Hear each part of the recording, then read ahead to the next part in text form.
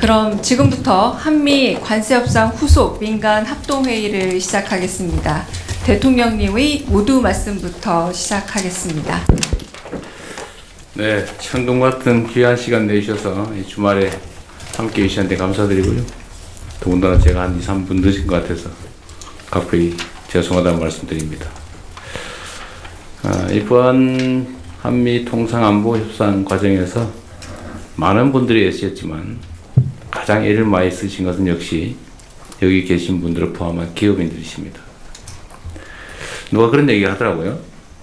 지금까지 정부와 기업이 이렇게 합이 잘 맞아가지고 공동 대응을 한 사례가 없었던 것 같다. 그건 전적으로 우리 기업인 여러분들 정말 헌신과 노력 덕분입니다. 진심으로 감사드립니다. 이게 잘 아시겠지만 우리가 뭔가를 새롭게 획득하기 위한 그야말로 능동적이고 적극적인 협상이었으면 어떤 결과가 나더라도 즐거운 일이었을 텐데, 이 안타깝게도 국제질서 변경에 따라서 불가피하게 우리가 수동적으로 응할 수밖에 없는 상황의 협상이어서 어쨌든 좋은 상황을 만들기보다는 나쁜 상황을 만들지 않는 게 최선이었기 때문에 매우 어려운 과정이었다는 건 여러분도 잘 아실 것 같습니다. 그럼에도 불구하고 어쨌든 남들이 예상하지 못한 성과라면 성과, 방어를 아주 잘 해낸 것 같습니다. 이제 앞으로가 더 중요하겠죠. 제가 자주 말씀드린 것처럼 국민들이 먹고 사는 문제만큼 중요한 게 없고, 이 경제 문제를 해결하는데 천병은 기업이죠. 기업들이 자유롭게 창의적으로 힘있게 전 세계를 상대로 활동할 수 있도록 만드는 게 정부의 중요 역할이기 때문에 그 점에 대해서는 최소한 이 정부에서는 부족함이 없도록 최선을 다할 생각입니다.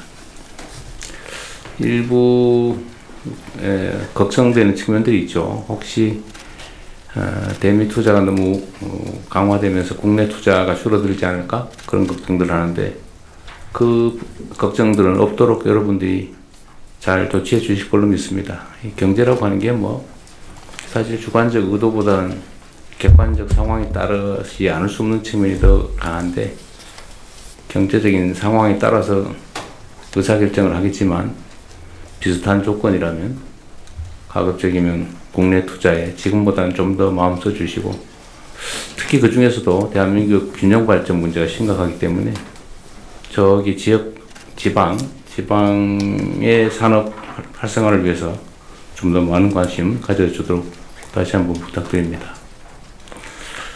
그리고 어쩌면 이것도 하나의 기회일 수 있는데, 저는 언제나 그렇게 생각하죠. 뭔가 변화가 생길 때 보통은 위기라고 생각하지만 그건 기회 요인으로 만들 수가 있죠. 우리 노력하기에 따라서. 그래서 사실 관세가 올라갔다고는 하지만 전 세계가 똑같이 당하는 일이어서 객관적 조건은 별로 변한 게 없을 것 같아요. 학력고사 어려워졌다고 등수가 바뀌는 건 아니다. 어려운 건 다 똑같이 어렵고 쉬우면 다 똑같이 쉬운 거 아니냐, 그렇게 생각하면서 이 변화된 상황에 신속하게 적응하고 또 그걸 기회로 만들면 우리한테 또 좋은 상황이 도래할 수도 있을 것 같아요. 특히 우리가 대미 금융 투자 또는 금융을 하지 않을 수 없게 됐는데, 그 부분을 우리 정부 측하고 잘 협의를 하셔가지고 기회로 잘 활용하면 좋을 것 같습니다. 방법은 아주 다양하게 있을 것 같은데, 그 점에 대해서 우리 산업부에서도 좀 아이디어를 좀 많이 내주시고, 또 우리 기업들이 어쩌면 더 안전할 수 있잖아요. 그죠? 그 점을 잘 활용하면 더 안전하게 사업을 할 수 있을 테니까. 또 정부 입장에서도 우리 국내 기업들이 연관돼서 사업을 하는 게 또 투자금 회수에 훨씬 더 안전성이 높을 것 같습니다. 그리고 마지막으로 제가 이런 부탁 하나 드리고 싶은데, 좌우한 정부는 우리 기업인들이 기업 활동을 하는데 장애가 최소화되도록 정말 총력을 다할 생각입니다. 이게 친기업, 반기업 이런 소리 하는데 그것은 무슨 의미가 있어요? 제가 세금 깎아달라 이런 얘기는 별로 안 좋아하긴 하는데 네, 저는 그런 생각이 가끔 들거든요. 세금을 깎아가면서 사업을 해야 될 정도면 사실 국제 경쟁력에 문제가 있다. 물론 기본적으로 그게 바람직하긴 하지만 그러나 국내 재정 수요도 감당을 해야 되고 그래서 그런 것보다는 여러분께서 정말 필요한 제일 큰 게 규제 같아요. 예를 들면 규제 완화 또는 해제, 철폐 중에서 가능한 거가 어떤 게 있을지를 실질적으로 좀 구체적으로 지적해 주시면 제가 신속하게 정리해 나갈 겁니다. 뭐든지 할 수 있는 건 다 할 테고, 뭐든 재정 투자도 마찬가지고, R&D 개발 또는 위험 영역에 투자해서 우리 재정이 후순위 뭐 채권을 발행하는 걸 우리가 인수한다든지, 하여튼 손실을 선순위로 감수한다든지, 뭐 이런 새로운 방식들도 저는 얼마든지 도입할 수 있다고 생각해요. 그래서 모험적인 투자를 좀 과감하게 할 수 있도록 어떤 그런 방식도 동원해 볼 생각입니다. 또 한 가지 말씀드리고 싶은 거는 이게 어쩔 수 없는 측면이긴 한데 저는 노동과 경영이 양립할 수 없다고 생각하잖아요. 대립적이지 않다. 근본적으로 노동 없이 기업하기도 어렵고 기업 없이 일자리 노동이 존립할 수도 없는데 상호 보완적이고 상생적인 요소가 언제부터인가 너무 적대화되고 있는 것 같아요. 또 한편으로 제가 노동계에도 비슷한 얘기를 합니다만 기업 측면에서도 임금 착취라는 소리를 들어가면서 노동 비용을 줄여서 국제 경쟁력을 가질 수 있겠냐. 그런 점은 한번 생각해 볼 필요가 있을 것 같습니다. 특히 첨단 산업, 첨단 기술 산업 같은 경우는 뭐 사실 역량이 문제지 인건비 액수 차원의 문제는 아닌 것 같아요.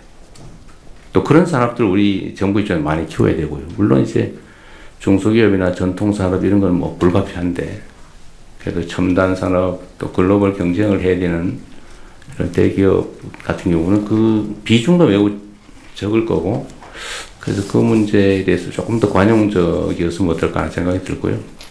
제가 이따 비공개 자리에서도 한번 말씀드리겠습니다만 우리가 한 번은 이런 고용 유연성 문제, 그 다음에 그 고용 불안정에 대한 노동자들의 공포를 해결하려면 사회 안전망을 강화해야 되는데 그 재원 조달하는 문제 이런 것들을 좀 종합적으로 있는 데 터놓고 한번 사회적인 대대적인 논쟁을 통해서 일정한 합의를 좀 이루어야 되지 않을까. 소위 사회적 대토론과 대타협에 이르러야 되지 않을까 그런 생각을 좀 합니다.